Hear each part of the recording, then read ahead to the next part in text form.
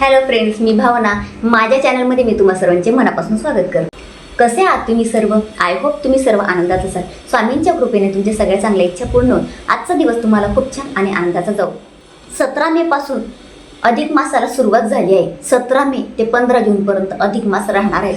तर या मासात आपल्याला जास्तीत जास्त सेवा करायचा आहे. सेवेचा बँक बॅलन्स आपल्याला वाढवायचा आहे, तरच आपल्याला पुण्याची प्राप्ती होणार आहे.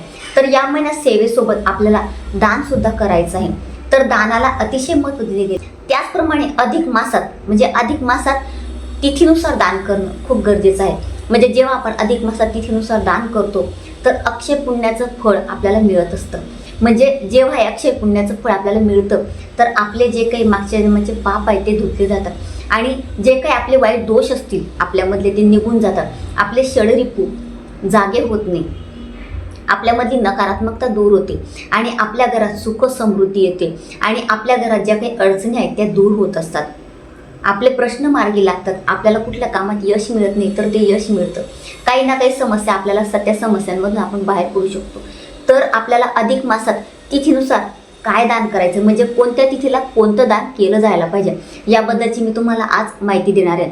जर तुम्ही माझ्या चॅनलमध्ये नवीन असणार आणि पहिल्यांदा हा व्हिडिओ बघत असणार आणि तुम्हाला हा व्हिडिओ आवडला तर व्हिडिओला एक लाईक नक्की करा.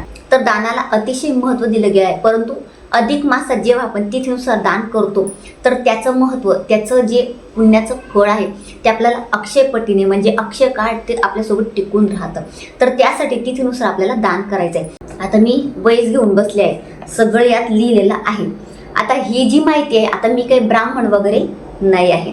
आमचे जे गुरुजी आहेत त्यांच्याकडून मी ही माहिती घेतली आहे आणि अधिक मासात मी स्वतः हे दान करत असते म्हणून मी तुम्हाला सांगते.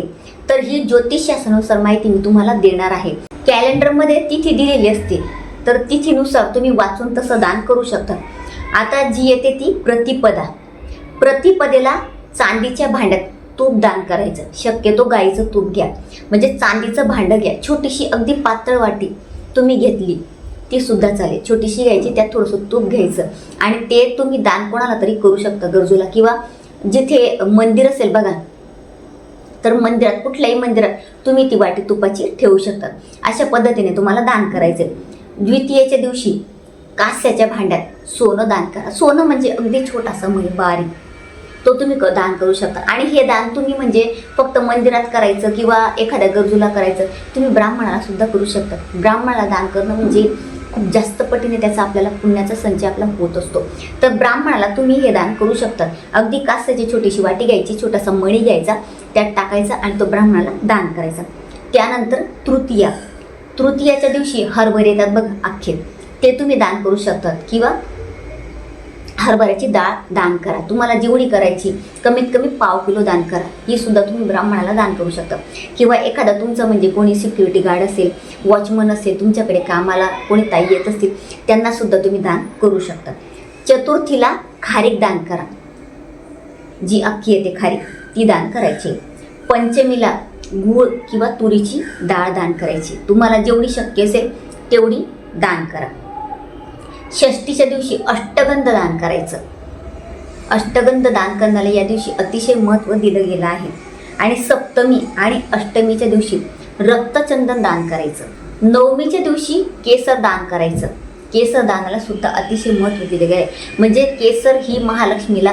केसर महालक्ष्मीला खूप प्रिय आहे. तर तुम्ही म्हणणार ताई केसर किती महाग येतं, मला माहिती आहे, परंतु अगदी छोटंसं, जास्त नाही म्हणत, एकदम झिरो मी तुम्हाला म्हणते, अगदी छोटंसं केसर घ्यायचं.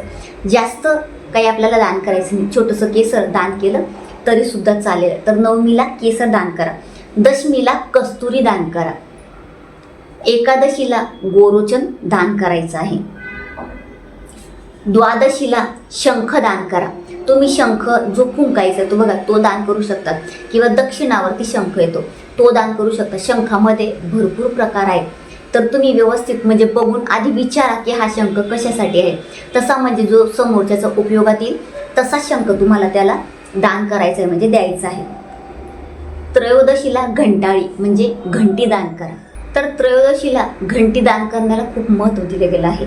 तर ती घंटी कोणी वापरेल अशीच दान करा. म्हणजे आता तुमची वहिनी आहे, तुमच्या वहिनीला तुम्ही दान करू शकता. किंवा तुमचे कोण नातेवाईक असतील म्हणजे तिचा वापर व्हायला पाहिजे.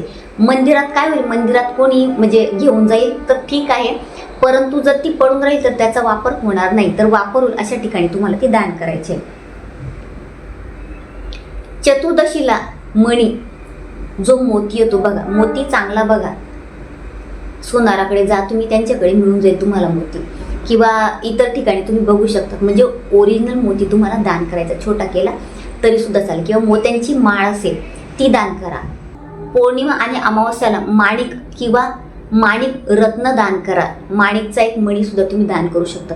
जसं तुम्हाला शक्य असेल तसं दान करा, परंतु हे दान करण्याचा प्रयत्न करा. अधिक मासात या दानाला जास्त महत्त्व दिले गेलं आहे, म्हणजे तिथीनुसार दान करण्याला अतिशय महत्त्व दिले गेलं आहे. तर हे दान नक्की करा आणि जास्तीत जास्त या अधिक मासात सेवा करा, सेवेला महत्त्व द्या. आणि तुम्हाला हा व्हिडिओ युजफुल वाटला असेल तर तुमच्या मित्रपरिवाराला शेअर नक्की करा, म्हणजे इतरांना सुद्धा या माहितीचा लाभ घेता येईल. तर अधिक मासावर अजून बरेच आपले व्हिडिओ येणार आहेत. तर तुम्हाला असे छान छान व्हिडिओ बघायचे असतील तर तुम्ही चॅनलला सबस्क्राईब केलं नसेल तर आत्ताच सबस्क्राईब करा. आणि हे दान कोणी करू शकतं, घरातल्या एका व्यक्तीने केलं तरी सुद्धा त्याचं संपूर्ण फळ घराला मिळणार आहे. म्हणजे एकाने केलं त्यालाच फळ मिळेल असं होत नाही, तर महिलांनी केलं तर पूर्ण तुमच्या घराला त्याचा फायदा होणार आहे. तर अतिशय छोटीशी माहिती ती जी मला तुम्हाला द्यायची होती. जर तुम्हाला माझा आजचा व्हिडिओ आवडला असेल तर व्हिडिओला लाईक, शेअर, चॅनलला सबस्क्राईब आणि आपल्या भावनाज लाईफस्टाईल या फेसबुक पेजला, इंस्टाग्राम पेजला फॉलो नक्की करा आणि कमेंटमध्ये श्री स्वामी समर्थ नक्की लिहा. पुन्हा भेटूया अशाच एका नवीन व्हिडिओसोबत. तोपर्यंत सर्वांना श्री स्वामी समर्थ.